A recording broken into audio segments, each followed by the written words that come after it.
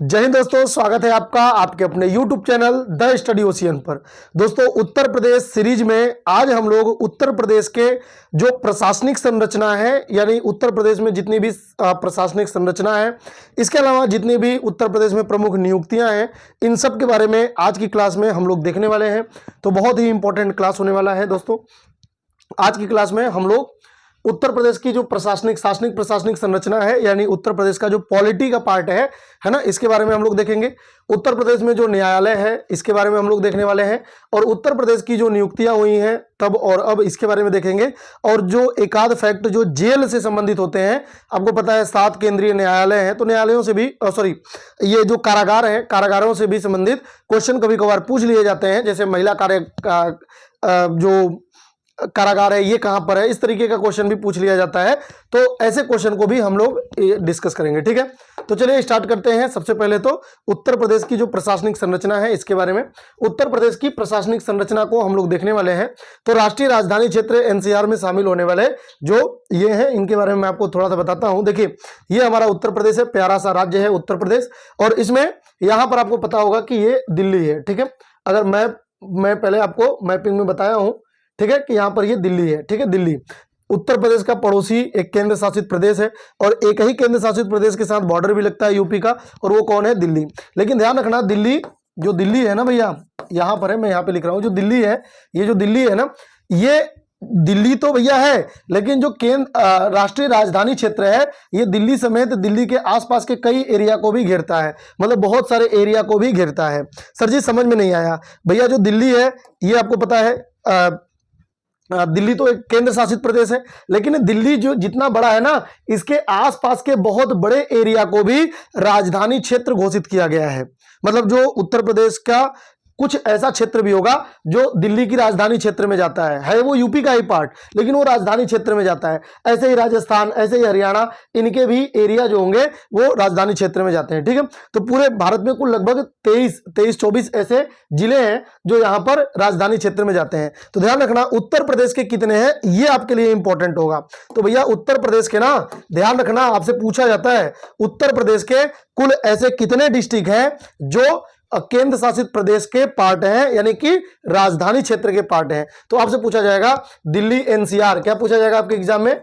Delhi NCR, इसका full form क्या होगा? National capital region. रीजन मतलब होता है क्षेत्र। तो जो राष्ट्रीय राजधानी क्षेत्र है ना, इसके अंतर्गत उत्तर प्रदेश का बहुत सारा एरिया जाता है। तो दिल्ली NCR में शामिल आपसे पूछा जाएगा कि भैया कितने ऐसे डिस्ट्रिक्ट हैं जो उत्तर प्रदेश के हैं। बाकी सबसे आपको मतलब नहीं है, मतलब आपको किससे है? तो मतलब सर जी हमें तो उत्तर प्रदेश से है। तो उत्तर प्रदेश के कुल 8 ऐसे जिले हैं। कितने जिले हैं भैया? 8 जिले हैं, जो कि क्या है भैया, ये राष्ट्रीय राजधानी क्षेत्र में है। तो इन 8 जिलों को हम लोग देख लेते हैं। तो सबसे पहले आपको ध्यान रखना है मेरठ, दूसरा हो जाएगा गाजियाबाद, तीसरा हो जाएगा गौतम बुद्ध नगर, चौथा हो जाएगा बुलंदशहर,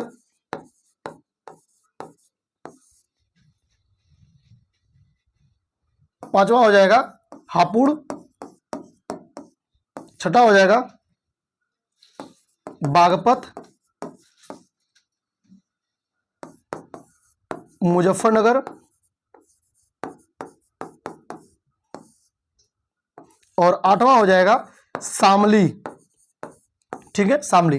तो इस तरीके से मुझे तो ये याद है, लेकिन आप चाहे जैसे इसको ट्रिक बना करके या चाहे जैसे भी इसको याद कर लेंगे। कई बार क्वेश्चन ये पूछा जाता है ना, जैसे आपके एग्जाम में ये 3, इसमें से 3 लेकर के एक अलग से कोई डिस्ट्रिक्ट लेकर के आपसे पूछा जाएगा, निम्नलिखित में से कौन सा एक जिला या एक शहर NCR में शामिल नहीं है, इस तरीके का आएगा। या 3 बाहर का लेकर के इनमें से कोई एक शामिल करके कहेगा निम्नलिखित में से कौन सा ऐसा क्षेत्र है जो भैया NCR में जाता है। तो आप ध्यान रखना है, इसको चाहे जैसे भी आपको याद कर लेना है। यहां पर एक फैक्ट बस आप एक्स्ट्रा ध्यान रखेंगे, और वो सर जी क्या, वो ये ध्यान रखना है कि इसमें जो शामली होगा ना, इस शामली को सबसे बाद में शामिल किया गया है। शामली को बस आप ध्यान रखना कि ये सबसे बाद में शामिल किया गया है, ठीक है। सबसे बाद में कौन शामिल हुआ है NCR में? शामली हुआ है। और शामली का जो उपनाम है, इसे प्रबुद्ध नगर कहते हैं। क्या कहते हैं भैया, प्रबुद्ध नगर कहते हैं। शामली को प्रबुद्ध नगर के नाम से जाना जाता है, ध्यान रखेंगे। क्लियर है। अब कुछ और फैक्ट है, ये भी ध्यान रखना है। अभी 4 ऐसे जिले हैं ना उत्तर प्रदेश के, 4 ऐसे जिले हैं जो प्रस्तावित हैं। तो सर जी प्रस्तावित से भी क्वेश्चन पूछा जा सकता है, पूछने की संभावना कम है, लेकिन आप नोट कर लीजिए प्रस्तावित है ये, लेकिन जब भी शामिल हो जाएंगे तो इसके बाद वो तुरंत आपके एग्जाम में इंपॉर्टेंट हो जाएगा। ठीक है, तो 4 आप ध्यान रखेंगे। एक हो जाएगा दोस्तों मथुरा, दूसरा हो जाएगा सहारनपुर, तीसरा हो जाएगा हाथरस, और चौथा हो जाएगा अलीगढ़। ठीक है, तो ये 4 ऐसे हैं ना जिनको क्या किया गया है, प्रस्तावित किया गया है। अब ये सम्मिलित नहीं है लेकिन प्रस्तावित किया गया है। तो आपसे प्रस्तावित तो नहीं पूछा जाएगा, लेकिन हाँ आप नोट जरूर करेंगे इसको अपने नोटबुक में, क्योंकि पूछे जाने की संभावना बनेगी जब भी ये शामिल हो जाएंगे। ठीक है, तो चलिए आगे बढ़ते हैं। अब यहाँ पे देख कह रहा है कि जो राष्ट्रीय राजधानी क्षेत्र एनसीआर में सम्मिलित उत्तर प्रदेश के कितने जिले हैं, तो ये 8 जिले हैं। बिल्कुल, संख्या भी पूछा, संख्या मैक्सिमम एक टाइम में संख्या ही पूछा जाता है, तो आप बताएंगे 8 जिले हैं। और 8 जिले कौन कौन से हैं, तो आप बताएंगे मेरठ, गाजियाबाद, गौतम बुद्ध नगर, बुलंदशहर, हापुड़, बागपत, मुजफ्फरनगर और शामली। मुझे याद है ये, लेकिन आप भी इसको चाहे याद कर लीजिए, चाहे ट्रिक बना करके याद कर लीजिए, एग्जाम में आपको पहचानना ज्यादा जरूरी है। बस एक फैक्ट ये कि शामली इसमें बाद में शामिल हुआ है। ठीक है, चलिए, तो ये 8 जिले हो गए। अब एनसीआर में शामिल करने हेतु प्रस्तावित जिले कितने हैं, तो सर जी 4 प्रस्तावित जिले हैं। ठीक है, 4 प्रस्तावित जिले कौन से हैं, तो मैंने आपको बताया इन 4 प्रस्तावित जिलों में मथुरा, सहारनपुर, हाथरस और अलीगढ़। ठीक है, तो यहां पर मैंने नोट नहीं किया है, लेकिन ठीक है, लेकिन आपको नोट कर लेना है। ठीक है, अब आते हैं, देखते हैं कि जो प्रवासी भारतीयों की समस्याओं हेतु राज्य में एनआरआई विभाग का गठन किया गया है, और ये भी दोस्तों हाल फिलहाल में ही मतलब एक विभाग बनाया गया जो एनआरआई। सर जी एनआरआई कौन होते हैं,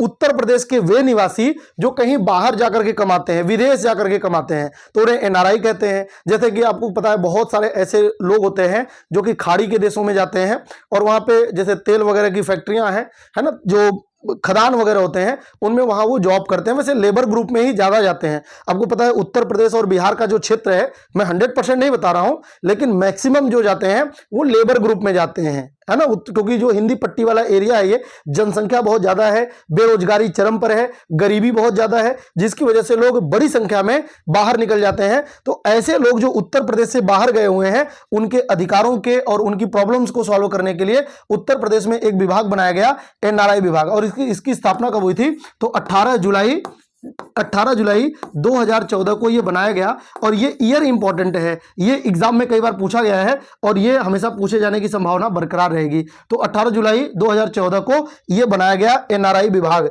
आपसे पूछा जाता है, ये उत्तर प्रदेश का है, ध्यान रखना। ठीक है, उत्तर प्रदेश का होगा। आगे बढ़ते हैं उत्तर प्रदेश। अब हम लोग आगे बढ़ते हैं उत्तर प्रदेश में पुलिस कमिश्नरेट प्रणाली वाले जिले क्या कितने हैं, तो ये वैसे आपके लिए इंपॉर्टेंट नहीं है, लेकिन आप ये नोट कर लेंगे। ठीक है, वैसे ये इंपॉर्टेंट नहीं था, लेकिन लखनऊ होगा, गौतम बुद्ध नगर होगा, आगरा होगा, प्रयागराज, कानपुर और वाराणसी। 7 हो गए, 1 2 3 4 5 6, 1 बच गया, गाजियाबाद भी है। ठीक है, गाजियाबाद, तो 7 हो गए। ठीक है, तो ये 7 हैं जो जहां पे पुलिस कमिश्नर प्रणाली वाले जिले हैं। बहुत इंपॉर्टेंट नहीं है, लेकिन हाँ पूछे जाने की संभावना बरकरार रहेगी, तो ये भी आप लिख लेंगे, इसको भी याद करने का प्रयास कर लेंगे। वैसे भी ये सब आप देखिए तो सब पहचान लेंगे आसानी से ना, सब बड़े डिस्ट्रिक्ट ही इसमें है। मेरठ बड़ा डिस्ट्रिक्ट है, लेकिन इसमें शामिल नहीं है, और हमेशा ऑप्शन में मेरठ ही करके आपको कंफ्यूज कर सकता है। बाकी सब मैक्सिमम देखिए सब बड़े सिटी हैं, तो ये आपको ध्यान रखना है। प्रदेश में मतदाताओं की कुल संख्या कितनी है, तो जो 2022 में चुनाव हुआ था, 2022 में विधानसभा का, उसके अनुसार दोस्तों कुल लगभग 15 करोड़, कितने 15 करोड़ लगभग में है ये, तो एग्जैक्ट आपसे नहीं पूछा जाएगा, लेकिन लगभग 15 करोड़ जो है ये जनसंख्या उत्तर प्रदेश की। और ये कौन है, ये वोटर की बात है, कुल जनसंख्या की बात नहीं है, जो वोटरों की जनसंख्या है लगभग 15 करोड़ के आसपास है। ठीक है, वन लाइनर में मैं आपको बताते चल रहा हूं, ये आप नोट करते हुए चलेंगे, लेकिन जहां समझाने लायक बात होगी वहां मैं आपको निश्चित तौर पर समझाऊंगा। अब राज्य विधानमंडल कैसा है, तो सर जी उत्तर प्रदेश का जो राज्य विधानमंडल है ये कैसा है, तो चलिए आइए देखते हैं हम लोग राज्य विधानमंडल के बारे में। तो आप हेडिंग डालेंगे विधानमंडल, विधानमंडल। दोस्तों उत्तर प्रदेश का जो विधानमंडल है ये द्विसदनीय विधानमंडल है। कितने, द्विसदनीय, द्विसदनीय विधानमंडल होगा। सर जी द्विसदनीय का मतलब क्या होता है, इसका मतलब ये होता है कि यहां पर 2 हाउस हैं, और एक सदनीय का मतलब एक ही हाउस होता है विधानसभा, लेकिन जब द्विसदनीय होगा तो निश्चित तौर पे वहां पे 2 सदन होंगे। एक होगा सर जी विधानसभा, विधानसभा, और दूसरा कौन सा होगा भैया, विधानमंडल, विधानसभा और विधान परिषद होगा, विधान परिषद, विधान परिषद। ठीक है, तो इस टाइप से ये 2 हाउस होते हैं, विधानसभा और विधान परिषद, इन दोनों से मिलकर के क्या बनता है, विधानमंडल। ये दोनों मिलकर के क्या बनाते हैं, विधानमंडल बनाते हैं। ठीक वैसे ही जैसे केंद्र में जो राज्यसभा है और जो लोकसभा है वो दोनों मिलकर के क्या बनाते हैं, संसद बनाते हैं। ठीक है, तो ये आपको ध्यान रखना है। अब जो भी मैं फैक्ट बता रहा हूं वो ध्यान से सुनेंगे आप। सबसे पहले तो बात होगी आर्टिकल्स की, तो ये दोनों मिलकर के क्या बनाते हैं, विधानमंडल बनाते हैं, विधानमंडल, इनको सम्मिलित रूप से विधानमंडल कहेंगे। अब सर जी विधानमंडल की चर्चा किस आर्टिकल में है, अगर आर्टिकल आपको याद है तो ठीक है, नहीं तो मैं आपको एक ट्रिक बताता हूं, इस ट्रिक से आप याद कर लेंगे। ठीक है, संसद का जो आर्टिकल है वो किस आर्टिकल में, संसद का उल्लेख, तो सर जी संसद का उल्लेख तो 79 में है। ठीक है, 79 में संसद के उल्लेख की चर्चा है, 79 में आपको पता है, 80 में राज्यसभा है, 81 में लोकसभा है, तो यहाँ पे 79 है, बिल्कुल सही है। अब इसमें आपको कितना ऐड करना है, तो सर जी 89 ऐड करना है, 89 ऐड करना है। क्यों 89 ऐड करना है, ये मैं आपको बता रहा हूं यहीं पे, आगे ये ट्रिक बहुत काम आएगी। ठीक है, ये मैं आपको बता रहा हूं सर जी कैसे, देखिए सेंटर का यानी केंद्र का कोई सा भी आर्टिकल हो, केंद्र का कोई सा भी आर्टिकल हो, अगर आपको आर्टिकल याद है, केंद्र का कोई भी आर्टिकल अगर आपको याद है तो ये ध्यान रखना कि 72 से लेकर के और लगभग 111 तक, 72 से लेकर के 111 तक का कोई भी आर्टिकल होगा केंद्र का, इसमें आपको 89 ऐड करेंगे तो वो राज्य का निकल करके आ जाएगा। क्या निकाल करके आ जाएगा, राज्य का निकल करके आएगा। क्लियर है, और यहीं पर अगर 112, अब यहां पर अगर 112 केंद्र का 112 से लेकर के और लगभग 123 तक का अगर कोई सा भी आर्टिकल होगा, 112 से लगभग 123 124 तक का कोई सा भी आर्टिकल होगा ना, इसमें अगर आपको ये केंद्र का होगा, इसमें आपको क्या जोड़ना है, 90 जोड़ना है, तब भी वो क्या निकल करके आएगा, राज्य का निकल करके आएगा। बस ये ट्रिक अगर आपको याद है तो ये मान के चलिए कि आपको राज्य का आर्टिकल नहीं भी याद होगा तो आप याद कर लेंगे। तो केंद्र का अगर कोई सा भी आर्टिकल है, विधायिका, कार्यपालिका, न्यायपालिका, अगर वो 72 से लेकर के 111 तक अगर कोई सा भी आर्टिकल है, इसमें अगर आप 89 ऐड करेंगे तो वो राज्य का निकल करके आएगा। सर जी समझ में नहीं आया तो बिल्कुल एग्जांपल से हम लोग समझेंगे, आपको बिल्कुल भी चिंता नहीं करना है क्योंकि आप पंकज सर के साथ बने हुए हैं। ठीक है, तो चलिए देखते हैं। सबसे पहले तो मैंने आपको बताया कि जो 72 से लेके 111 तक है, तो जो सेंटर में आर्टिकल है 79, ये किसकी बात करता है, ये संसद की बात करता है भैया, संसद की बात करता है। अब हमें राज्य के विधानमंडल के बारे में जानना है, तो जैसे केंद्र में संसद होता है ऐसे राज्य में विधानमंडल होता है, तो यहां पर हमें क्या ऐड करना है, 89 ऐड करना है। ठीक है, क्योंकि 79 जो होगा ये इसी बीच में आएगा, तो ये हो जाएगा 8 हो गया ये, और ये हो जाएगा 16, 168। इसका मतलब ये हुआ कि राज्य का जो विधानमंडल है ये किस आर्टिकल में इसका उल्लेख है, तो ये भैया 168 में इसका उल्लेख है, आर्टिकल नंबर 168 में। क्लियर है, अब यहां पर आप मुझे बताइए, आप मुझे बताना है आपको कि अगर विधानसभा की हम बात करें तो विधानसभा का किस आर्टिकल में होगा, तो विधान परिषद का होगा 169 में और इसका होगा 170 में। सर जी कैसे आपने जाना, तो भैया हम ऐसे जान गए इसको ना कि यहां पर क्या करेंगे 170। सर जी कैसे पता आपको, तो देखो विधानसभा की जगह पे केंद्र में कौन होता है, लोकसभा। ठीक है, मैं यहां पे फिर से बताता हूं आपको, विधानसभा में कौन होता है, विधानसभा की जगह केंद्र में कौन होता है, तो लोकसभा होता है। तो जैसे केंद्र में लोकसभा है तो लोकसभा का क्या होता है, 81 होता है लोकसभा का। लोकसभा की चर्चा किस आर्टिकल में है, तो सर जी 81 में है। अब हमें विधानसभा का जानना है, तो हम 89 और ऐड करेंगे, और ये किसका निकल करके आएगा, ये विधानसभा का निकल कर, जो भी आएगा विधानसभा का निकल करके आएगा। ठीक है, तो ऐड करके देख लेते हैं भैया। अब इसको अगर हम ऐड करें, जोड़ें, तो कितना आ जाएगा, 0 और 1, और यहां पर आ जाएगा 17, 170, और 170 जो होगा इसको ऐड कर लिए तो ये किसका निकल करके आ जाएगा, ये निकल करके आएगा विधानसभा का, विधानसभा का ये आर्टिकल निकल करके आ गया। ठीक है, इतनी बातें उम्मीद करता हूं आपको समझ में आ गया होगा। तो इसका मतलब यह कि विधानसभा का जो उल्लेख है आर्टिकल 170 में है, और विधान परिषद का जो उल्लेख है 169 में है। तो ये ट्रिक मैंने आपको बता दिया, यानी कि मछली पकड़ना आपको सिखा दिया। मछली पकड़ करके मैं हर बार खिलाऊंगा नहीं आपको, मैं आपको मछली ही पकड़ना सिखा देता हूं, ताकि जब भी आपको भूख लगे आप खुद ब खुद अपना मछली पकड़ें और पकड़ करके उसको बनाए खाएं, जो भी करें आप। ठीक है, तो इसका मतलब ये हुआ कि ये जो भी आर्टिकल है, चाहे वो आप राज्यपाल के बारे में जानना चाहते हो, चाहे आप किसी भी, अब जैसे देखिए एक चीज मैं आपको और बताता हूं, जैसे मान लीजिए कि आपको राज्यपाल के अध्यादेश के बारे में जानना है, राज्यपाल के अध्यादेश के बारे में जानना है। ठीक है, अध्यादेश के बारे में, तो भैया राष्ट्रपति का जो अध्यादेश है, राष्ट्रपति का अध्यादेश है, ये किस आर्टिकल में है, तो हमें पता है 123 में है, और हमें 123 में क्या जोड़ना है, तो सर जी यहां पर क्या बताए थे कि भैया 112 से लेकर के 123 तक का कोई भी आर्टिकल होगा ना, तो हम यहाँ पे 123 में क्या करेंगे, 90 ऐड करेंगे, क्योंकि यहाँ पर 90 ऐड करना था। देखिए यहाँ पर 90 ऐड करना है, यहाँ पर 81 ऐड करना है अगर इसके बीच का है तो इसलिए हम यहाँ पर क्या करेंगे, 90 ऐड करेंगे, तो 3 और 1 और यहाँ पे हो जाएगा 2, तो 213 जो हो जाएगा, आर्टिकल नंबर 213, यह भी अध्यादेश का है और यह राज्यपाल के अध्यादेश का है। तो इस तरीके से आप कोई सा भी आर्टिकल होगा वो आप स्वयं निकाल लेंगे। क्लियर है, मैक्सिमम 99% चांस होगा कि वो सही होगा। ठीक है, आगे बढ़ते हैं अब। ठीक है, तो ये हमारा जो विधानमंडल है ये द्विसदनीय विधानमंडल है। यहाँ पर विधानसभा और विधान परिषद दोनों हैं, और विधानसभा और विधान परिषद का गठन कब हुआ था, ये 1937 में हुआ था, जब भारत शासन अधिनियम 1935 आया था। उसके बाद पता है आपको कि चुनाव हुआ था। तो अगर कभी भी आपसे पूछा जाए उत्तर प्रदेश की विधानसभा का चुनाव कब हुआ था, या विधानसभा का गठन कब हुआ था, या उत्तर प्रदेश के विधान परिषद का गठन कब हुआ था, आप हमेशा बताएंगे सर जी ये तो 1937 में इसका गठन हुआ था। क्लियर है, आगे बढ़ते हैं भैया।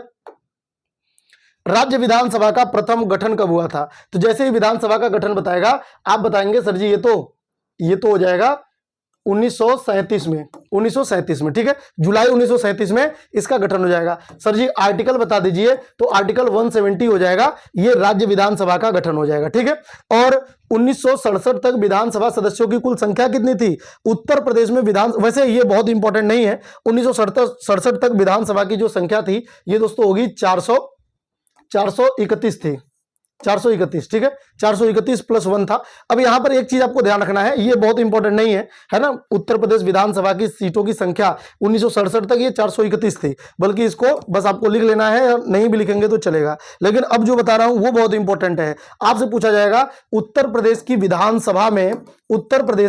विधानसभा में अधिकतम संख्या कितनी हो सकती है, तो आपको बताना है सर जी अधिकतम संख्या 500 सीट हो सकता है। मतलब उत्तर प्रदेश की विधानसभा में 500 से ज्यादा सीट नहीं हो सकती, 500 से ज्यादा सीट नहीं हो सकती, बिल्कुल आपको पता होना चाहिए। ठीक है, और उत्तराखंड बनने के पहले यानी नवंबर सन 2000 तक विधानसभा सदस्यों की कुल संख्या कितनी थी, ये बहुत इंपॉर्टेंट है। तो आपको पता है कि जो उत्तराखंड है ये 13 जिलों के साथ उत्तर प्रदेश से अलग हो गया। सर जी कब अलग हुआ, तो ये भैया 9 नवंबर सन 2000 में आपको पता है उत्तर प्रदेश का विभाजन हो गया, और उत्तराखंड के 13 जिले बिल्कुल उत्तर प्रदेश से अलग हो गए और उत्तराखंड बन गया। ठीक है, तो 9 नवंबर सन 2000 को यह विभाजन हो गया था। अब इस विभाजन के बाद उत्तर प्रदेश की जो सीटें थी वो भी कम हो गई। तो सर जी कितनी कम हो गई, तो पहले भैया 425 प्लस 1 था, कितना था 425 प्लस 1 था पहले, लेकिन अब जो होगा विभाजन के बाद, तो अब ये कितनी बची हैं, जब विभाजन हो गया तो अब ये बचा भैया 403 प्लस 1। हालांकि प्लस 1 का कॉन्सेप्ट भी अब खत्म हो गया। सर जी क्यों, क्योंकि एक आर्टिकल है, यहां पर एक आर्टिकल आपको ध्यान रखना है, और आर्टिकल होगा 333। इस आर्टिकल 333 के तहत यह बताया गया है कि जो राज्यपाल है, कौन, राज्यपाल किसी भी एक मेंबर को, वो जो आंग्ल भारतीय होगा, आंग्ल भारतीय, तो किसी भी एक ऐसे व्यक्ति को जो आंग्ल भारतीय है उसको वो मनोनीत कर सकता है विधानसभा में। अगर राज्यपाल को ऐसा लगता है कि विधानसभा में आंग्ल भारतीयों का समुचित प्रतिनिधित्व नहीं है। ऐसी कंडीशन में राज्यपाल किसी भी एक आंग्ल भारतीय को अपनी ओर से मनोनीत कर सकता है। यह आर्टिकल 333 था। लेकिन आपको पता है 104वां संविधान संशोधन जो 2019 हुआ, उसके तहत यहां पे इसको आगे नहीं बढ़ाया गया। कुल मिलाकर के आपको बस ध्यान रखना है कि अब जो है विधानसभा की सीटें 403 है। पहले 425+1 हुआ करती थी, फिर बाद में 403+1 हुई, लेकिन अब ये एक वाला सिस्टम खत्म हो गया। एक राज्यपाल मनोनीत करता था और 403 पर चुनाव होता था। तो अब कितने पर चुनाव होगा सर जी? 403 पर। यानी पूरा जो हमारा उत्तर प्रदेश है ना, ये कितने विधानसभा क्षेत्रों में बटा हुआ है? अगर पूरे उत्तर प्रदेश को हम विधानसभा सीटों में बांटें तो यहां पे कितने विधानसभा निकल करके आएंगे सर जी? 403 निकल करके आएंगे। ठीक है, 403 बिल्कुल आपको रटा होना चाहिए, हमेशा एग्जाम में पूछा जाता है। ठीक है, वर्तमान में विधानसभा सदस्यों की कुल संख्या कितनी है? तो वर्तमान में विधानसभा जो कुल संख्या है ये सर जी 403 हो जाएगा। 403 क्लियर है। और विभाजन से पहले कितने थे? तो जो उत्तर प्रदेश और उत्तराखंड नहीं बना था, ये 425+1 था। विभाजन कब हुआ था? 9 नवंबर सन 2000 को। नेक्स्ट हो जाएगा है पूर्वांचल, पश्चिमांचल, मध्यांचल व बुंदेलखंड में विधानसभा सीटों की संख्या। देखिए उत्तर प्रदेश जो है अलग अलग आर्थिक जोन में बांटा हुआ है, आपको पता होगा। इधर वाला जो पार्ट है ये पश्चिमांचल कहलाता है ना? ये पश्चिमांचल का क्षेत्र हो गया, पश्चिमांचल हो गया। और इधर का जो पार्ट हो गया ये पूर्वांचल हो गया, पूर्वांचल हो गया। इस तरीके से अगर आप उत्तर प्रदेश मानेंगे तो इधर वाला पार्ट हो गया हमारा पश्चिमांचल, इधर वाला पार्ट हो गया पूर्वांचल, और भैया ऊपर वाला जो क्षेत्र हो जाएगा ये हो जाएगा मध्यांचल, मध्यांचल। और ये वाला जो पार्ट है ये हो गया हमारा बुंदेलखंड, बुंदेलखंड। ठीक है, सबसे ज्यादा जनसंख्या घनत्व जो है ये पूर्वांचल का है। आर्थिक रूप से सबसे ज्यादा जो संपन्न क्षेत्र है ये पश्चिमांचल है। और बुंदेलखंड जो है ये आर्थिक रूप से सबसे पिछड़ापन है यहाँ पे, लेकिन यहाँ पे बहुत ज्यादा सूखाग्रस्त है, वर्षा भी नहीं होती, लेकिन इसके बावजूद भी सांस्कृतिक रूप से बहुत ही ज्यादा समृद्ध एरिया है बुंदेलखंड अपना। ठीक है, तो इस तरीके से ये जो उत्तर प्रदेश है इस तरीके से इसको विभाजित किया गया है। तो अब यही पूछ रहा है आपसे कि ये विधानसभा सीटों की संख्या, आपके एग्जाम में डायरेक्ट तो नहीं पूछा जाएगा, लेकिन आपको थोड़ा सा आइडिया होना चाहिए कि कहाँ की सीटें बहुत ज्यादा हैं और कहाँ की सीटें कम हैं। तो पूर्वांचल की जनसंख्या बहुत ज्यादा है, तो यहां पर जो पूर्वांचल को सीटें मिली हैं विधानसभा की, कुल टोटल कितनी है? टोटल तो भैया 403 है यूपी की। अब इसमें पूर्वांचल के पास कितने हैं? तो 162 सीटें पूर्वांचल के पास है। पश्चिमांचल की बात करेंगे तो 149, 149। मध्यांचल की बात करेंगे तो 73 सीटें मध्यांचल के पास है, जो ये वाला क्षेत्र है आपका। ठीक है, अवध का क्षेत्र है। और जो बुंदेलखंड की बात होगी तो यहां पे मात्र और मात्र 19 सीटें हैं, क्योंकि बुंदेलखंड की जनसंख्या बहुत ही नगण्य है, बिल्कुल ना के बराबर, मतलब बहुत कम है। तो बुंदेलखंड के पास मात्र 19 सीटें हैं, और यही आपके लिए इंपॉर्टेंट है, यही आपके एग्जाम में पूछा जा सकता है। इसके बाद आपसे केवल ये पूछा जा सकता है निम्नलिखित में से किसके पास सीटों की संख्या ज्यादा है, किसके पास सीटों की संख्या कम है। इस तरह के क्वेश्चन भी आपसे पूछे जा सकते हैं। तो बस आपको थोड़ा सा आइडिया होगा पूर्वांचल के पास सीटों की संख्या सबसे ज्यादा है भैया, और सबसे कम सीटें किसके पास है? बुंदेलखंड क्षेत्र के पास है। ठीक है, अब आपसे कह रहा है कि जो 17वीं और 18वीं विधानसभा है ना, इसके लिए महिलाएं चुनी गई थी। तो महिलाएं कितनी चुनी गई हैं?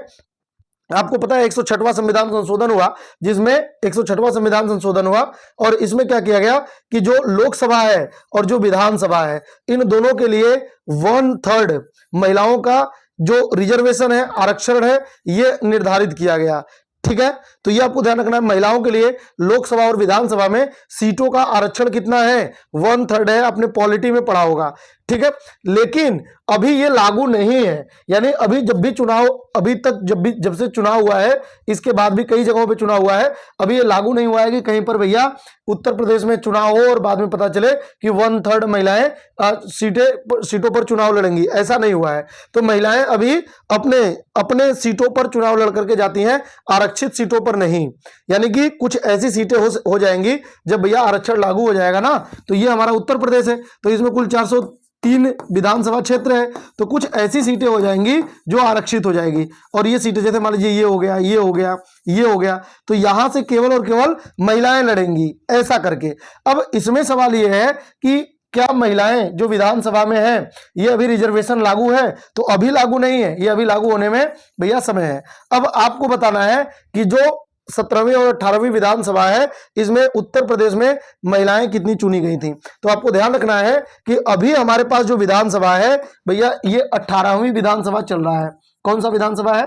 18वीं विधानसभा है उत्तर प्रदेश का, जो 2022 से लेकर के 2027 तक इसका समय है, 2022 से 2027 तक, और 18वीं ये विधानसभा है। वहीं पर मुख्यमंत्री की बात करेंगे, योगी आदित्यनाथ हैं और ये 21वें हैं, 21वें व्यक्ति के रूप में ये 21वें हमारे मुख्यमंत्री हैं। ठीक है, तो 17वीं और 18वीं विधानसभा में जो महिलाएं हैं, तो 17वीं क्यों पूछा गया है? क्योंकि आपसे ये पूछा जाता है ना कि कितनी बढ़ गई, तो 17वीं 42 थी, 42 महिलाओं ने चुनाव जीत करके 403 में से 42, सोचिए कितना कम है। 403 सीटों में से भैया मात्र और मात्र 42 सीटों पर ही महिलाएं चुनाव लड़ करके विधानसभा पहुंच रही हैं। और 18वीं जो विधानसभा है, यहां पर कुल 48 सीटें, कहीं पे 47 भी दिया हुआ है, 48 सीटों पर महिलाओं ने चुनाव जीत करके और ये विधानसभा में अपनी उपस्थिति दर्ज की है। तो आपसे पूछा जाता है कि कितनी सीटें अब महिलाओं की बढ़ी हैं, तो ये 6 सीटें मतलब एक्स्ट्रा आई हैं 18वीं विधानसभा में। वहीं पर जब रिजर्वेशन हो जाएगा, आरक्षण हो जाएगा, तो ये 1/3 तो फिक्स हो जाएगा, इससे प्लस ही रहेगा। ठीक है, जब 403 का 1/3 निकालेंगे, तो इस तरीके से ये सीटों का महिलाओं के लिए आरक्षण हो जाएगा, तब ये लागू होगा। अभी नहीं लागू है, तो अभी मात्र और मात्र 48 सीटों पर महिलाएं काबिज हैं हमारे उत्तर प्रदेश की विधानसभा सीटों में, आपके एग्जाम में पूछा जाता है। ठीक है, अब आपसे कह रहा है कि सर्वाधिक विधानसभा सीटों वाला जिला कौन सा है। इसका मतलब क्या हुआ? इसका मतलब ये हुआ कि आपको पता है कि जिसके पास जनसंख्या बहुत ज्यादा होता है, उसके पास सीटें भी बहुत ज्यादा होती हैं। ठीक है, जिसके पास जनसंख्या ज्यादा होगा उसके पास सीटें भी ज्यादा होंगी। तो आपसे कह रहा है कि भैया उत्तर प्रदेश के पास विधानसभा में जितनी भी सीटें हैं, विधानसभा की कुल 403 सीटें हैं, तो और डिस्ट्रिक्ट कितने हैं? 75 हैं, कोई कम है, कोई ज्यादा, कोई छोटा है, कोई बड़ा है, किसी के पास जनसंख्या ज्यादा है। तो वह कौन सा डिस्ट्रिक्ट है जिसके पास विधानसभा की सीटें सबसे ज्यादा हैं? तो ये कौन सा जिला है दोस्तों? प्रयागराज, ध्यान रखेंगे।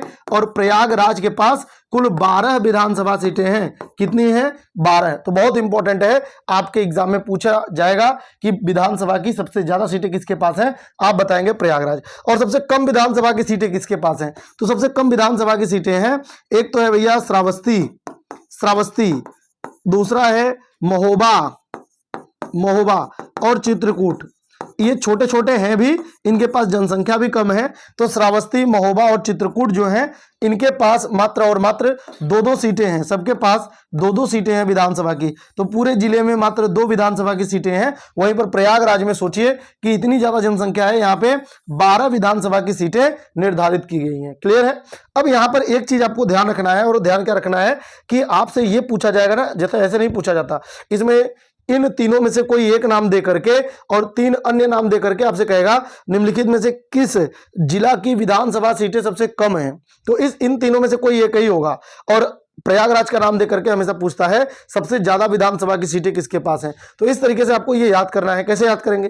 एक ट्रिक आप बना सकते हैं ऐसे कि जब कोई भी चीज बहुत कम होता है, बहुत छोटा होता है, तो हमें उसको देखने के लिए चश्मा लगाने की जरूरत होती है। यहाँ पर सबसे कम विधानसभा सीटें हैं, बहुत ही छोटे एरिया पे, ये छोटे छोटे जिले हैं, इनके पास जनसंख्या भी बहुत कम है, सीटें भी बहुत कम है, तो इनको देखने के लिए हमें चश्मा लगाना पड़ेगा। ठीक है, चश्मा।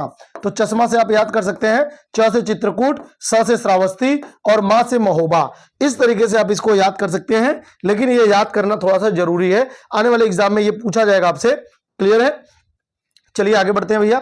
हमारा जो नेक्स्ट हो जाएगा, राज्य विधानसभा में आरक्षित सीटों की संख्या कितनी है। देखिए जो हमारा विधानसभा है ना, जो हमारा विधानसभा है, इसमें क्या है, कुल 403 विधानसभा की सीटें हैं। अब इसमें कुछ सीटें आरक्षित हैं पहले से ही। सर जी किस आर्टिकल के तहत? ये संख्या बदलता रहता है। आर्टिकल जो है ये 332 है। ठीक है, आर्टिकल कौन सा होगा? 332। 333 में राज्यपाल द्वारा एक आंग्ल भारतीय को मनोनयन की व्यवस्था थी, लेकिन उस व्यवस्था को हटा दिया गया। तो अभी जो है ये आर्टिकल नंबर 332 के तहत विधानसभा में सीटों का रिजर्वेशन है। एक चीज आपको ध्यान रखना है कि कभी भी विधानसभा में तो सीटों का आरक्षण है, लेकिन विधान परिषद में, यहां पर तो है, लेकिन विधान परिषद में सीटों का आरक्षण नहीं है। ठीक वैसे ही जैसे लोकसभा में सीटों का आरक्षण है, लेकिन राज्यसभा में सीटों का आरक्षण नहीं है, किसी के लिए भी नहीं है, ऐसे ही विधानसभा में सीटों का आरक्षण है। क्लियर है? विधान परिषद में सीटों का आरक्षण नहीं है। अब विधानसभा में जो सीटों का आरक्षण है भैया, इसमें कुल सीटें तो 403 है, लेकिन कितनी, और आर्टिकल नंबर 332। अच्छा, लोकसभा में जो सीटों का आरक्षण है ना वो 330 है, आर्टिकल नंबर 330, ये लोकसभा में है। लोकसभा में तो मैंने आपको एक्स्ट्रा बता दिया, लेकिन विधानसभा जो है ये 332 के तहत। अब विधानसभा में जो सीटें हैं इनमें कितनी सीटें रिजर्व है, तो भैया ये आपको ध्यान रखना है, ये हो जाएंगी आपकी जो 84+2, 84+2। सर जी ये क्या होता है, ये एससी के लिए है और ये एसटी के लिए है, तो कुल मिलाकर के कितनी हो जाएंगी 86। तो आपसे टोटल संख्या पूछेगा तो आप बताएंगे 86 सीटें जो है ये रिजर्व हैं। और अगर आपसे पूछा जाएगा एससी के लिए तो आपको बताना है 84, और अगर आपसे पूछा जाएगा एसटी के लिए तो आपको बताना है 2, और किस आर्टिकल के तहत, तो आपको बताना है 332 के तहत इन सीटों का रिजर्वेशन किया गया है। क्लियर है। बाकी ध्यान रखना, ओबीसी के लिए नहीं है, अल्पसंख्यकों के लिए नहीं है, और महिलाओं के लिए भी हाल फिलहाल में 106वां संविधान संशोधन करके 1/3 सीटों के रिजर्वेशन की बात कही गई है, लेकिन अभी वो अप्लाई नहीं है। क्लियर है। चलिए आगे बढ़ते हैं भैया। स्वतंत्रता के बाद से अब तक राज्य विधानसभा की लखनऊ से बाहर कितनी बार बैठकें हुई हैं, तो लखनऊ से बाहर कितनी बार बैठकें हुई हैं स्वतंत्रता से के बाद से लेकर के अब तक, जो ये विधानसभा की बैठकें हुई हैं वो कहां पर हुई हैं, तो ये भैया एक ही लखनऊ से बाहर। वैसे तो आपको पता है जो हमारा विधानसभा है ये कहां पर है, तो ये लखनऊ में है विधानसभा हमारी, और यहीं पर अभी आपने विधानसभा की मीटिंग भी देखते होंगे आप लोग, सतीश महाना इसके अध्यक्ष हैं। जो अभी हमारा विधानसभा है उत्तर प्रदेश का, इसमें सतीश महाना इसके अध्यक्ष हैं, और ये लखनऊ में मीटिंग होती रहती है, 403 मेंबर यहाँ पे बैठते रहते हैं। लेकिन आपसे कह रहा है कि एक बार ऐसा हुआ ना जो लखनऊ से बाहर इसकी मीटिंग हुई, तो वो कहां पर हुआ, तो ये भैया हुआ प्रयागराज में, प्रयागराज में हुआ। और कब हुआ था, तो ये 2003 में ये हुआ था। ठीक है, 2003 में। और राज्य मंत्रिमंडल की भी बैठक एक बार लखनऊ से बाहर हुई, लखनऊ से बाहर एक बार हुआ, और मंत्रिमंडल की बैठक, ये तो विधानसभा की बात है, मंत्रिमंडल की बैठक भी, तो ये भी कहां पर हुआ, ये भी प्रयागराज में ही हुआ, लेकिन ये 2019 में हुआ। ठीक है, 2019 में मंत्रिमंडल की बैठक जो है ये प्रयागराज में बुलाई गई थी। विधान परिषद के गठन की बात करते हैं, तो विधान परिषद, मैंने आपको बताया था कि चाहे विधानसभा पूछा जाए चाहे विधान परिषद पूछा जाए, आपको बताना है जो विधान परिषद है, विधान परिषद में दोस्तों कुल कितने मेंबर हैं, तो विधान परिषद में कुल, जैसे ये हमारा विधानसभा है, एक हाउस हो गया, ये हमारा विधान परिषद है, ये दूसरा हाउस हो गया, और गवर्नर, इन 3 पार्ट से मिलकर के क्या बनता है, एक हो गया गवर्नर, इन तीनों से मिलकर के ही क्या बनता है, हमारा विधानमंडल बनता है। विधानमंडल यानी विधानमंडल के 3 पार्ट होते हैं, 3 अंग होते हैं, विधानसभा, विधान परिषद और गवर्नर। तो ये विधानसभा में तो कुल 403 है, लेकिन विधान परिषद में कितने हैं, तो विधान परिषद में कुल दोस्तों 100 सीटें हैं विधान परिषद में। और विधान परिषद कब गठित किया गया था, तो ये 1937 में, ठीक उसी समय लगभग जब विधानसभा, आपसे विधानसभा कहे, विधान परिषद कहे, उत्तर प्रदेश का लोक सेवा आयोग कहे, इन सब का गठन कब हुआ था, 1937 में ही हुआ है, 1937 में ही सबका गठन हुआ है, आपको बिल्कुल ध्यान रखना है। क्लियर है। चलिए आगे बढ़ते हैं, नेक्स्ट हो जाएगा, उत्तराखंड निर्माण से पहले नवंबर सन 2000 तक विधान परिषद सदस्यों की कुल संख्या कितनी थी, तो इंपॉर्टेंट है, आपसे पूछा जा सकता है। तो यहां पर कुल 108 सीटें थीं, जो उत्तराखंड के विभाजन के, उत्तराखंड बनने के बाद, यूपी के विभाजन के बाद अब मात्र 100 रह गई हैं, 100, और ये किसी भी राज्य की तुलना में ज्यादा है, ये ज्यादा है। ठीक है, यूपी में चाहे विधानसभा की बात हो, चाहे लोकसभा की बात हो, चाहे किसी की भी बात हो, कुल सीटों की संख्या हर राज्य से ज्यादा मिलेगा आपको। ठीक है, अब उत्तर प्रदेश एक बार रिवीजन करते हैं हम लोग। उत्तर प्रदेश में लोकसभा में, उत्तर प्रदेश में राज्यसभा में, उत्तर प्रदेश में विधानसभा में, और उत्तर प्रदेश में विधान परिषद में। ठीक है, सीटों की संख्या, तो लोकसभा में उत्तर प्रदेश में जो सीटों की संख्या है ना, ये है भैया 80, ठीक है, 80 है, 80 है कुल। भैया लोकसभा की सीटों की संख्या कितनी है, केंद्र में लोकसभा की सीटों की संख्या कितनी है, तो कुल 543 है, इनमें 80 अकेले उत्तर प्रदेश में है। तो राज्यसभा में कितनी है, आपने पढ़ा होगा 245 है, इनमें अकेले उत्तर प्रदेश में कितनी है, तो 31 है। ऐसे ही जो विधानसभा है, यूपी में विधानसभा है, यहां पर कुल 403 सीटें हैं, और जो विधान परिषद है यहां पर कुल 100 सीटें हैं। ठीक है, तो इस तरीके से ये आप याद कर लेंगे, ये आपके एग्जाम में हमेशा पूछा जाता है। ठीक है, आगे बढ़ते हैं। वर्तमान में विधान परिषद में सदस्यों की संख्या संख्या कितनी है? तो वर्तमान में भैया 100 विधान परिषद में सीटों की संख्या है। अच्छा, इनकी जो विधान परिषद में सीटों की संख्या है ये काफी अलग अलग तरीके से इनकी नियुक्तियां होती हैं, वो मैं आपको बाद में बताऊंगा आगे। अभी फिलहाल आप इसको याद करेंगे, ठीक है? अभी आप इसको केवल और केवल याद करेंगे। उत्तर प्रदेश में लोकसभा सीटों की संख्या कितनी है? तो लोकसभा सीटों की संख्या मैंने आपको बता दिया, 80 लोकसभा की सीटों की संख्या है। वैसे कुल कितनी है पूरे भारत में? पूरे भारत में 543 है। इसमें उत्तर प्रदेश में कितनी है? तो उत्तर प्रदेश में 80 है, ठीक है? अच्छा, इन 80 सीटों में भाई लोकसभा में भी आरक्षण है, तो उत्तर प्रदेश में कितनी आरक्षित सीटें हैं? उत्तर प्रदेश में कुल लोकसभा की 80 सीटें हैं। अब इसमें से जो आरक्षित सीटें हैं लोकसभा की वो 17 हैं। ध्यान रखना, 17 सीटें आरक्षित हैं, ठीक है? वैसे कुल 80 हैं। ये सब मैं एक्स्ट्रा इसलिए बता रहा हूं ताकि आप ये याद कर लेंगे। ये सब याद करने वाली चीजें हैं। आगे मैं आपको बताऊंगा कि विधान परिषद में कैसे 100 लोगों का मेंबर, 100 लोग जो मेंबर होते हैं इसमें कैसे इनका चुनाव होता है, क्या होता है, वो सब मैं आपको आगे बताऊंगा, ठीक है?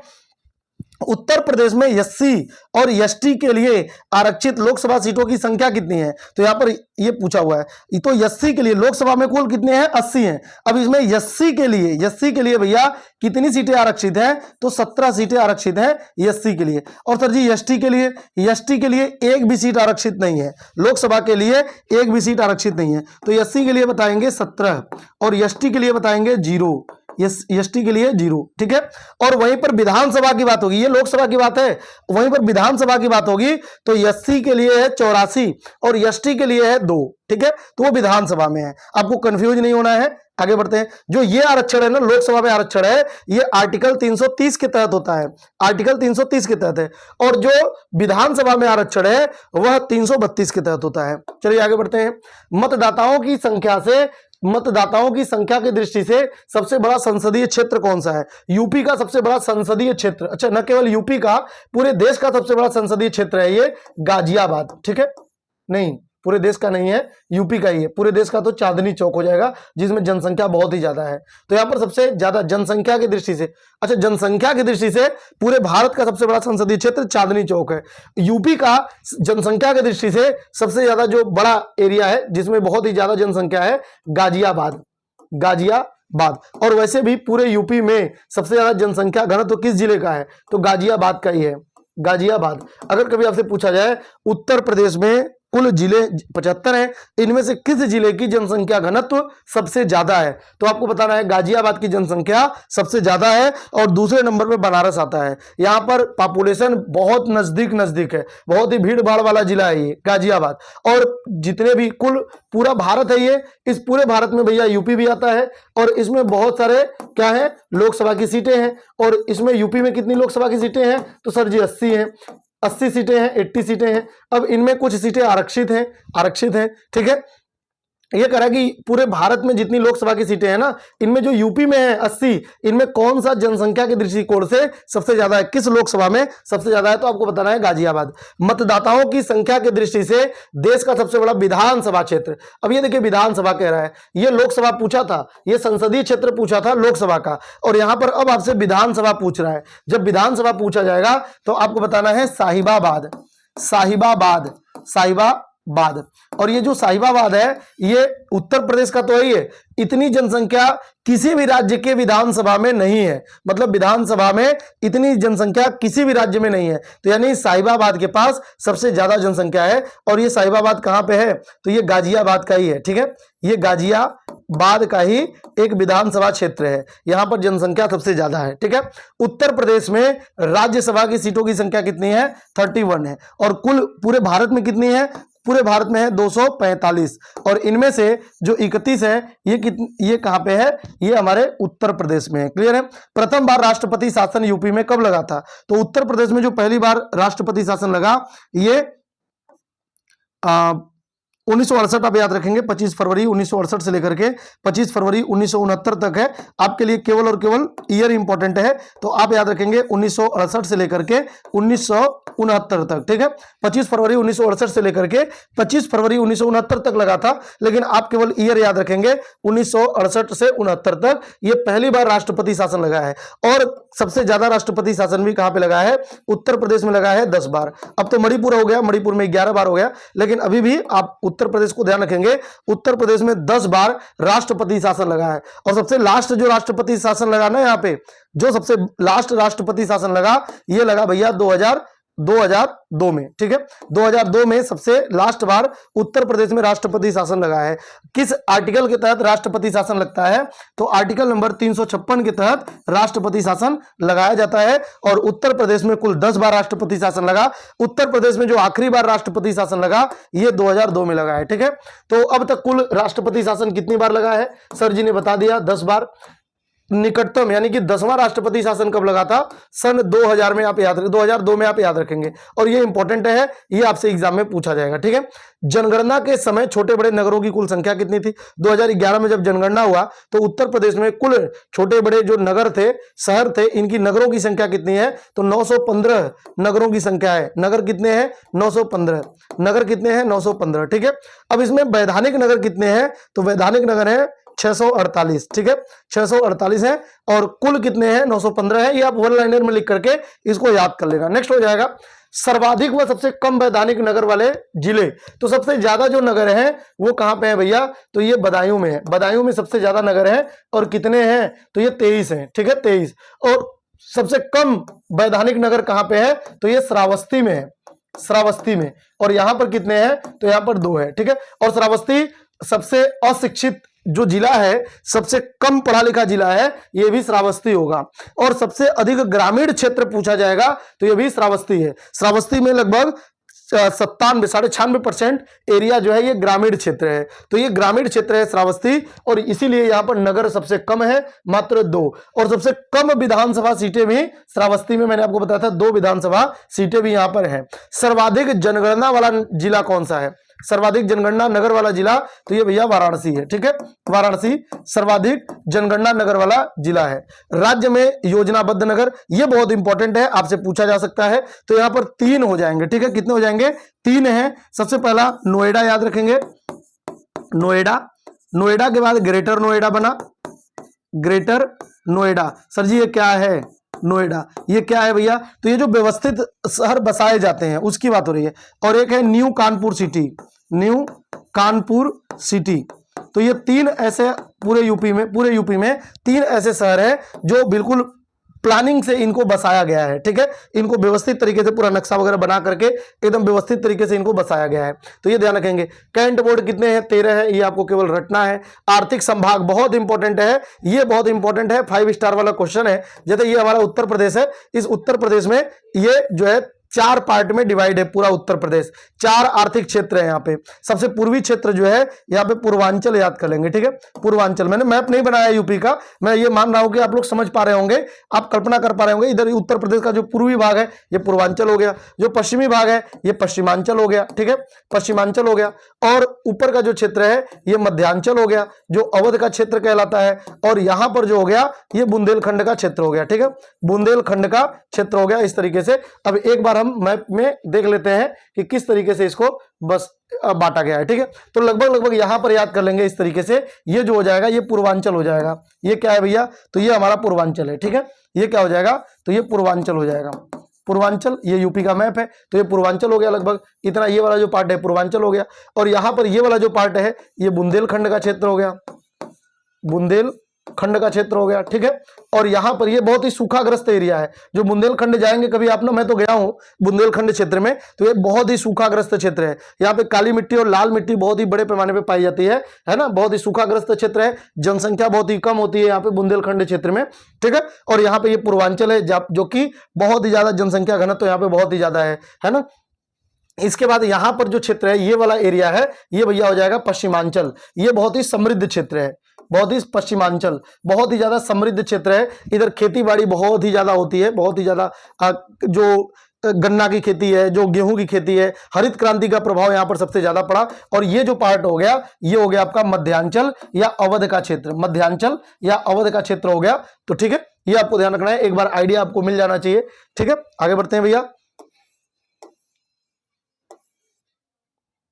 तो ये हो गया था हम लोगों का। अब कह रहा है कि संभागों की संख्या कितनी है। मंडल, मंडल आपको मैं मैप में याद करवाऊंगा, ठीक है ना, आप चिंता ना करें, मैप में मैं आपको मंडल पूरा याद करवाऊंगा, कौन कौन से मंडल में कौन कौन से डिस्ट्रिक्ट है। लेकिन फिलहाल आपको याद करना है कि कुल मंडलों की संख्या कितनी है। तो उत्तर प्रदेश में कुल 18 मंडल है। सर जी मंडल क्या होता है ये तो बता दो। भैया देखो, जो उत्तर प्रदेश है ना, जो उत्तर प्रदेश है इसमें कुल कितने जिले हैं, तो सर जी इसमें कुल 75 जिले हैं। कितने जिले हैं? 75 जिले हैं। अब इसमें कुछ जिलों का ग्रुप बनाया गया है, बताते समझ लो, कुछ जिलों का क्या बनाया गया है? ग्रुप बनाया गया है। इस तरीके से यूं समझो आप कि कुछ जिलों का ग्रुप है, किसी ग्रुप में 4 जिले हैं, किसी ग्रुप में 5 जिले हैं, किसी में 3 जिले हैं, किसी में 2 जिले हैं। इस तरीके से जिलों का ग्रुप बनाया गया है, ठीक है, जिलों का क्या बनाया गया है? ग्रुप बनाया गया है। और ऐसे कुल कितने ग्रुप हैं, ऐसे कुल कितने मंडल हैं? तो ये कुल 18 मंडल है, 18 मंडल हैं, ठीक है। तो ये आपको ध्यान रखना है, संभाग या मंडलों की संख्या कितनी है? 18 मंडल है। और यहां पर ध्यान रखना आपके लिए इंपॉर्टेंट है, 18वां मंडल कौन सा है, यही सबसे ज्यादा इंपॉर्टेंट है। तो जो 18वां मंडल है ना, ये अलीगढ़ है। अलीगढ़ जो होगा ये 18वां मंडल है और इसको सन 2008 में बनाया गया था। 18वां मंडल है ये, ठीक है। तो ये इंपॉर्टेंट है, आपके एग्जाम में ये पूछा जाएगा, 18वां मंडल कौन सा है? अलीगढ़ है, जिसको 2008 में बनाया गया था। आपको ध्यान रखना है, ठीक है। अब यहाँ पे एक चीज आपको और ध्यान रखना है, और वो क्या कि सबसे बड़ा मंडल आपसे पूछा जा सकता है। सबसे बड़ा मंडल आपसे पूछा जा सकता है, सबसे बड़ा मंडल। तो सबसे बड़ा मंडल जो है, ये 3 सबसे बड़े मंडल हैं। एक है लखनऊ, लखनऊ हो जाएगा, एक हो जाएगा कानपुर, कानपुर, और एक हो जाएगा लखनऊ, कानपुर, और एक है मेरठ। इनमें जो है 6 डिस्ट्रिक्ट आते हैं। 6 जिले लखनऊ में है, 6 जिले कानपुर में है, और 6 जिले जो है ये मेरठ मंडल में है। तो इस तरीके से ये कुल 6 जिलों वाले मंडल है, ठीक है।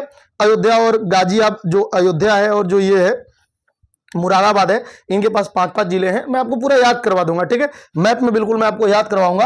अभी आप फिलहाल जो मैं बता रहा हूं वन लाइनर के रूप में, आप इसको याद करते हुए चले, ठीक है। तो यहां पर कह रहा है कि सबसे बड़ा अच्छा यहाँ पे दिया हुआ है, मैंने आपको पीछे बता दिया, कोई नहीं, सबसे पहले एक बार फिर से मैं बता देता हूं। लखनऊ जो हो जाएगा ये सबसे बड़ा मंडल है भैया। दूसरे नंबर पे तो सर जी कानपुर है, कानपुर, और तीसरे नंबर पे तो सर जी मेरठ है। तो इस तरीके से ये 3 मंडल जो होंगे वो सबसे बड़े हैं। और इनमें सर जी कितने डिस्ट्रिक्ट हैं? तो इन सब में 6 डिस्ट्रिक्ट हैं, ठीक है, 6 डिस्ट्रिक्ट हैं, ये आपको याद रखना है।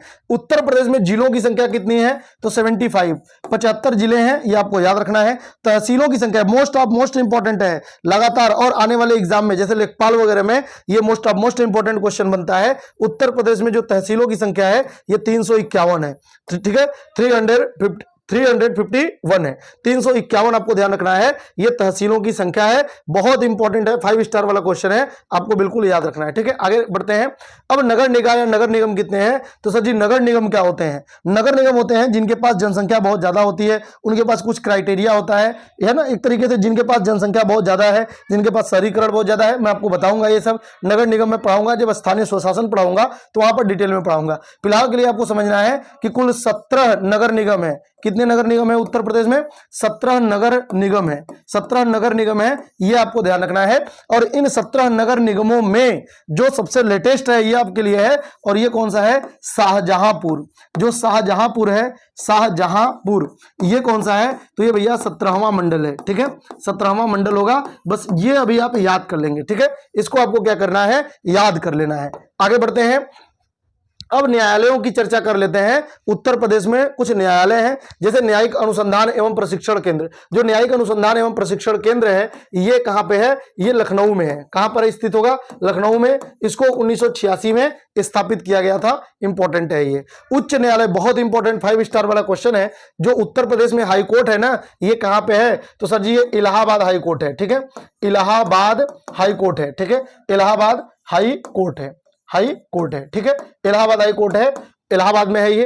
और सर जी ये जो इलाहाबाद हाई कोर्ट है ना, एक बात बताइए कि क्या इसकी कोई और पार्ट है? तो इसका एक खंडपीठ है, इसका एक क्या है? खंडपीठ है। खंडपीठ मतलब इसी का एक वो कह लीजिए, इसी का एक शाखा कह लीजिए, खंडपीठ। तो ये कहां पे है सर जी? तो ये लखनऊ में है, ठीक है। वैसे हाईकोर्ट कहां पे है? हमारा हाईकोर्ट इलाहाबाद में है, लेकिन इसका खंडपीठ कहां पे है? खंडपीठ इसका लखनऊ में है। अब उच्च न्यायालय की स्थापना, तो सर जी जो हमारे उच्च न्यायालय है ना, हाँ, इसकी स्थापना 17 मार्च 1866 को हुआ था, ठीक है, 17 मार्च 1866 को इलाहाबाद हाई कोर्ट की स्थापना हुई थी।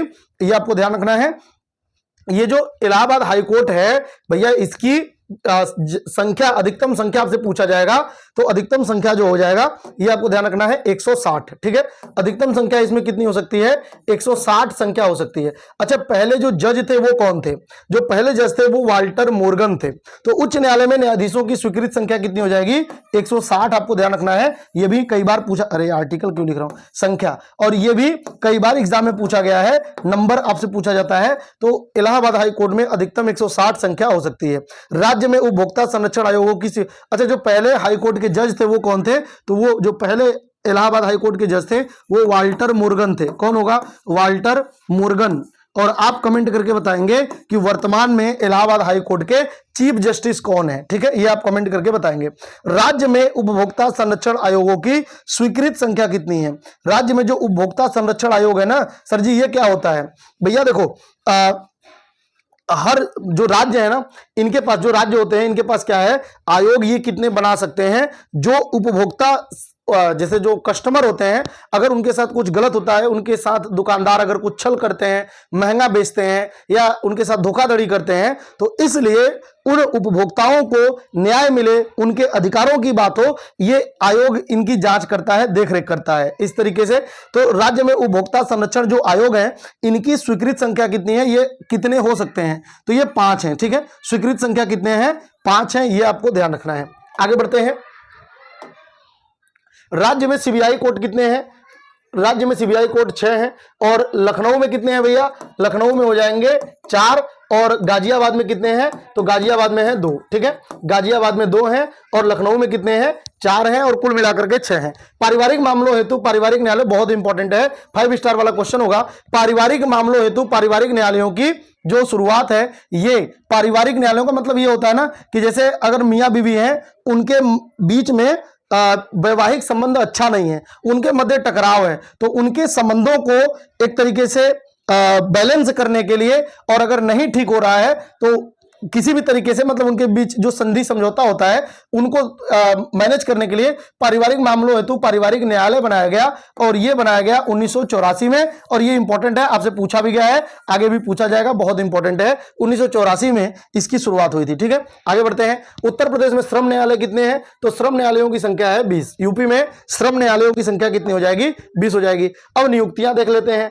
तब और अब जो नियुक्तियां हैं उनकी बात कर लेते हैं। स्वतंत्रता के बाद राज्य में प्रथम मुख्यमंत्री कौन हुए? तो स्वतंत्रता के बाद जो पहले मुख्यमंत्री बने, ये कौन बने? तो ये भैया बने गोविंद वल्लभ पंत। ठीक है,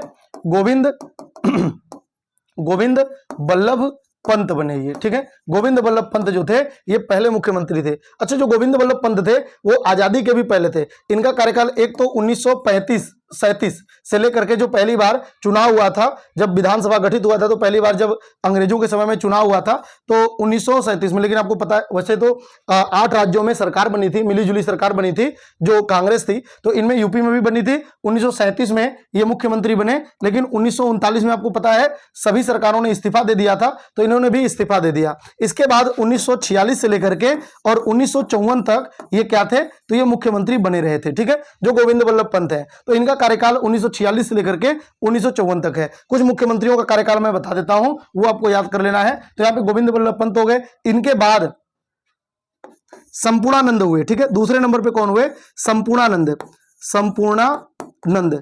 और इनका कार्यकाल आपके लिए इंपॉर्टेंट है, ध्यान रखना, इनका कार्यकाल आपसे पूछा जाता है। जो संपूर्णानंद है, ये संपूर्णानंद का कार्यकाल 1954 से लेकर के 1960 तक होगा। ठीक है, इसके बाद तीसरे नंबर पे हुए चंद्रभानु गुप्त।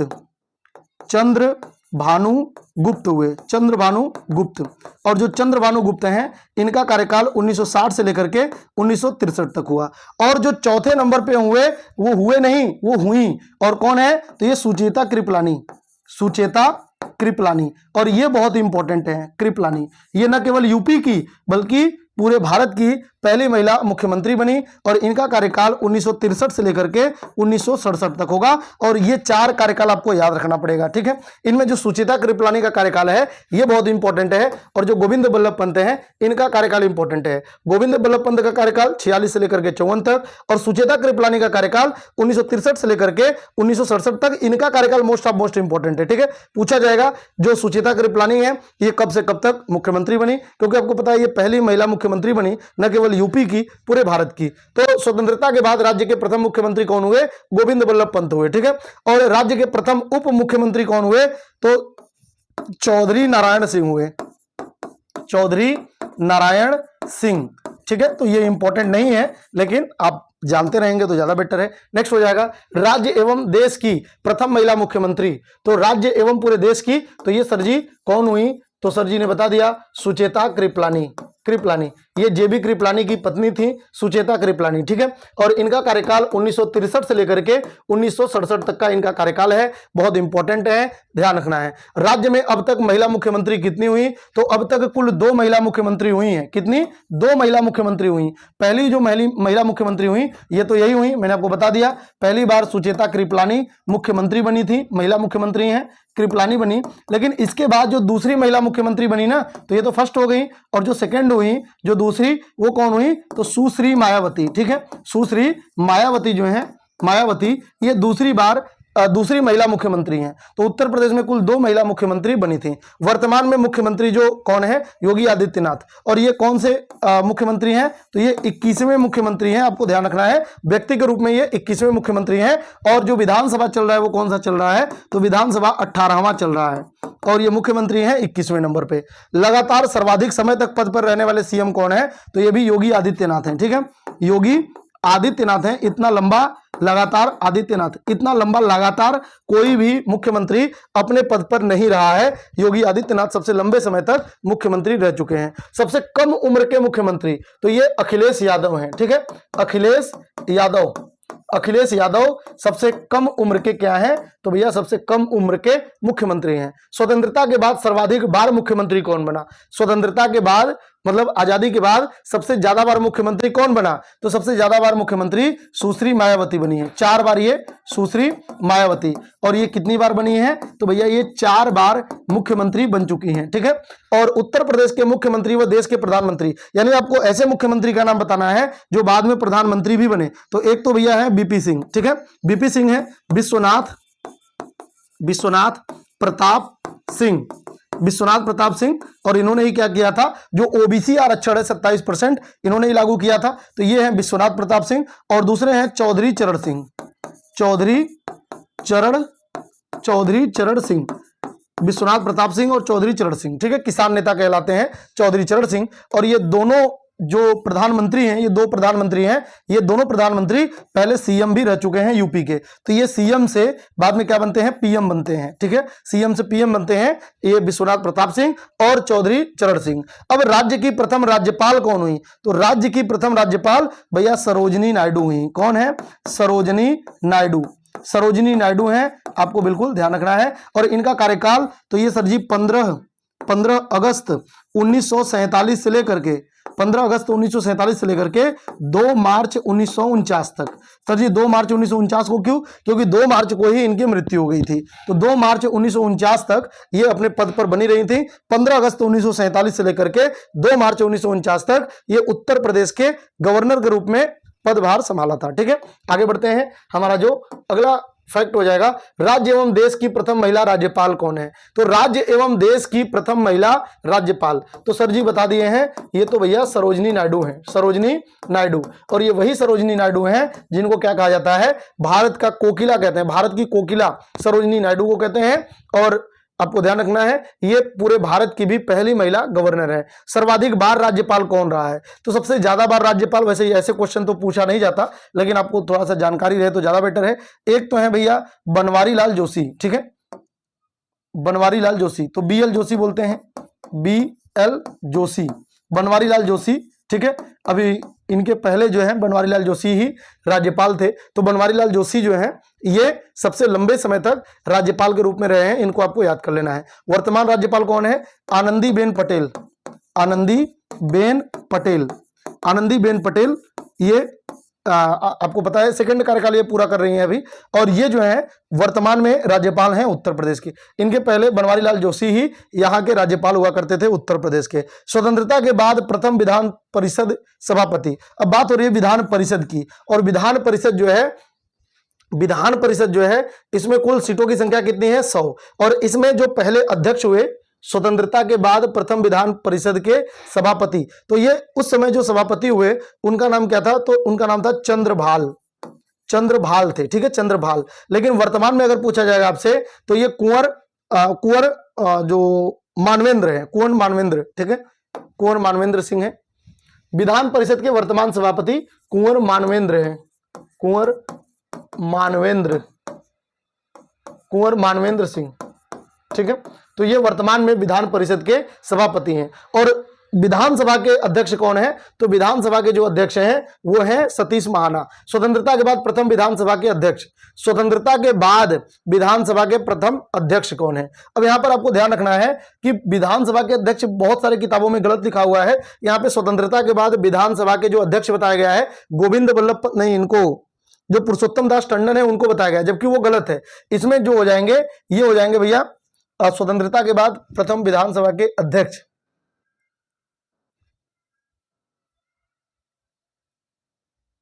ये हो जाएंगे HP मोदी हैं, ठीक है। HP मोदी जो है ये विधानसभा के अध्यक्ष हैं, ठीक है।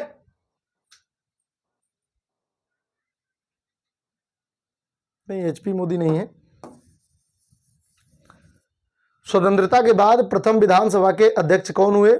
आजादी के बाद विधानसभा के प्रथम अध्यक्ष कौन हुए? अच्छा हाँ, आत्माराम गोविंद खेर है ये, ठीक है। आत्माराम गोविंद खेर, आत्माराम गोविंद खेर, ये सबसे लंबे समय तक भी रहे हैं, ये भी आपको ध्यान रखना है, सबसे लंबे समय तक भी यही रहे हैं, आत्माराम गोविंद खेर हैं, ठीक है। जो पुरुषोत्तम दास टंडन है ना, पुरुषोत्तम दास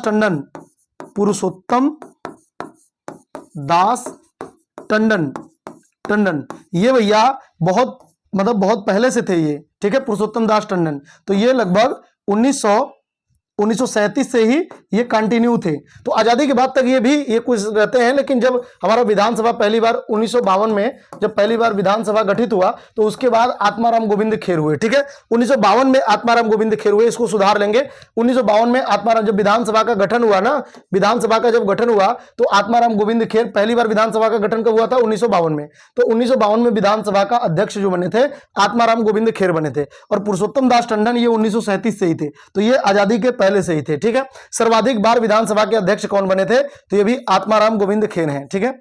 आत्माराम गोविंद खेर हो जाएंगे, आत्माराम गोविंद खेर, ठीक है। और वर्तमान विधानसभा के अध्यक्ष कौन है? तो सतीश महाना जो है ये इंपॉर्टेंट है, आपसे पूछा जाता है। वर्तमान विधानसभा का अध्यक्ष आपके लिए जरूरी है। सतीश महाना जो है ये वर्तमान में विधानसभा के अध्यक्ष हैं। विधानसभा अध्यक्ष व मुख्यमंत्री पद को सुशोभित किया, मतलब ये कह रहा है कि ऐसा आपको विधानसभा का अध्यक्ष बताना है जो विधानसभा के अध्यक्ष भी रहे और बाद में वो मुख्यमंत्री भी बने, यानी दोनों ही काम उन्होंने संभाला बारी बारी से। तो आपको बताना है। तो इनमें दो नाम इंपॉर्टेंट है, वैसे इंपॉर्टेंट नहीं है, आपके एग्जाम में ये नहीं पूछा जाएगा, लेकिन फिर भी एक है बनारसी दास हैं, ठीक है, ये मुख्यमंत्री भी रहे और ये विधानसभा के अध्यक्ष भी थे। और दूसरे हैं श्रीपति मिश्र हैं और बनारसी दास हैं। तो ये दो लोग हैं, ये विधानसभा के अध्यक्ष भी रहे और ये उत्तर प्रदेश के मुख्यमंत्री भी रहे। प्रथम मुख्य न्यायाधीश कौन हुए? तो ये भैया वाल्टर मोर्गन हुए, ठीक है। वाल्टर मोर्गन है, आपको ध्यान रखना है। और ये जो वाल्टर मोर्गन है इनका कार्यकाल तो आपको पता है 1866 में हमारा विधानसभा, जो हाई कोर्ट है ये बनाया गया था। तो 1866 से लेकर के 1871 तक इनका कार्यकाल था, ठीक है। तो वाल्टर मोर्गन। और आप कमेंट करके बताएंगे कि वर्तमान में मुख्य न्यायाधीश कौन है, कमेंट करके बताना है। प्रथम लोकायुक्त, ये बहुत इंपॉर्टेंट है, 5 स्टार वाला क्वेश्चन है। प्रथम लोकायुक्त, देखिए आपसे पूछा जाता है ना, जो लोकायुक्त अधिनियम है, लोकायुक्त अधिनियम कब आया था? तो लोकायुक्त अधिनियम 1975 में आया था। इसके बाद एक लोकायुक्त नाम का पद बनाया गया, और ये कैसा पद है? तो ये संवैधानिक पद नहीं है, बल्कि ये सांविधिक पद है। एक तरीके से ये संवैधानिक पद किसे कहते हैं? जो संविधान में ही उसका पद बना हुआ था। तो ये संविधान में इसका पद नहीं बना हुआ था, बल्कि इसको बाद में कानून पास करके बनाया गया। तो ये कैसा पद हुआ? ये एक सांविधिक पद हुआ। कैसा पद हुआ? सांविधिक, मतलब जो कानून के माध्यम से बनाया जाता है उसे सांविधिक पद कहते हैं। तो ये एक सांविधिक पद है, आपको ध्यान रखना है, जो लोकायुक्त है। और ये किस अधिनियम के तहत? 1975 के तहत एक पद बनाया गया। सर जी क्यों बनाया गया, क्या जरूरत थी? तो भैया ये इसलिए बनाया गया ना, जो लोकायुक्त है ये भ्रष्टाचार पर निगरानी रखता है। उत्तर प्रदेश में अगर कोई सरकारी अधिकारी, कोई नेता वगैरह हैं, अगर वो भ्रष्टाचार करते हैं, इसीलिए इसका जो बैकग्राउंड होता है, ये कोशिश होती है कि इसका जो लोकायुक्त है ये किसी भी, इसका जो पृष्ठभूमि है, इसका जो बैकग्राउंड है, ये राजनीतिक बैकग्राउंड का ना हो, मतलब राजनीति में संलिप्त व्यक्ति को लोकायुक्त न बनाया जाए। तो जो लोकायुक्त होता है ये भ्रष्टाचार पर निगरानी रखता है और उसकी जांच करता है, जो भ्रष्टाचार पर, ठीक है। तो लोकायुक्त है। और इसका पद कब बनाया गया? 1975 में ये पद, मतलब अधिनियम लाया गया था। प्रथम लोकायुक्त कौन है? ये जो प्रथम अच्छा ये पहले बनाया कब गया था? 1977 से हमारे यहाँ कंटिन्यू है, आपको ध्यान रखना है। 1975 में अधिनियम आया था, अधिनियम पूछा जाएगा। और प्रथम जो लोकायुक्त गठित किया गया यूपी में 1977 में, 1977 में। और 1977 से लेकर के 82 तक कौन थे? तो विश्वंभर दयाल जो हैं ये उत्तर प्रदेश के पहले लोकायुक्त हैं, ठीक है। इनका जो कार्यकाल था 1977 से लेकर के 1982 तक होगा, ठीक है। इनका कार्यकाल 5 वर्ष का। ध्यान रखना, जब स्टार्टिंग में ये लोकायुक्त बनाया गया था तो उसका कार्यकाल था 5 वर्ष। कितने वर्ष था? 5 वर्ष। बाद में इसे बढ़ा करके 8 वर्ष किया गया, 8 वर्ष। लेकिन फिर से इसको घटा करके 5 वर्ष किया गया। तो पहले 5 वर्ष था, फिर 8 वर्ष, फिर 5 वर्ष। इसीलिए अगर कोई पुरानी किताब आप पढ़ेंगे ना, ये मैं क्यों बताया, मैं नहीं बताता, लेकिन इसकी वजह यह है कि कुछ स्टूडेंट कंफ्यूज होते हैं। अगर आपके पास पुरानी किताब होगी तो इसमें इसका कार्यकाल 8 वर्ष ही दिया होगा, है ना। 2022 से 24 के बीच में इसका जो कार्यकाल है वो वापस से 5 वर्ष कर दिया गया। तो अभी इसका जो 2024 में इसका जो कार्यकाल है ये 5 वर्ष ही है। वर्तमान में जो लोकायुक्त है इसका कार्यकाल पूछा जाएगा तो आपको बताना है 5 वर्ष। और इसके रिटायर होने की जो उम्र है वो 70 वर्ष है। तो 5 वर्ष का कार्यकाल है और अधिकतम आयु 70 वर्ष है, ठीक है। 70 वर्ष की आयु, 70 वर्ष आयु में यह रिटायर होता है या 5 वर्ष का कार्यकाल पूरा करता है। पहले कौन है? विश्वंभर दयाल। आप कमेंट करके बताएंगे कि वर्तमान में उत्तर प्रदेश के लोकायुक्त कौन है, कमेंट करके बताएंगे, ठीक है। नेक्स्ट हो जाएगा हम लोगों का वर्तमान 7वें लोकायुक्त। 8 वर्ष नहीं है भैया, 5 वर्ष का कार्यकाल है ये आप कमेंट करके बताएंगे, ठीक है। आगे बढ़ते हैं। अच्छा, ये हम लोगों का क्लास यहीं पे समाप्त होता है। तो दोस्तों उम्मीद करता हूं ये क्लास आपको काफी पसंद आई होगी और आने वाले एग्जाम में आपके लिए काफी हेल्पफुल साबित होगी। आप अपने दोस्तों के साथ इस क्लास को जरूर शेयर करिए ताकि ज्यादा से ज्यादा लोग हमारे साथ जुड़ सकें और हमारा मनोबल भी बढ़े, हमारा परिवार भी द स्टडी ओशियन परिवार बहुत बड़ा परिवार बने। तो दोस्तों मिलते हैं नेक्स्ट क्लास में, तब तक के लिए नमस्कार, जय हिंद, जय भारत।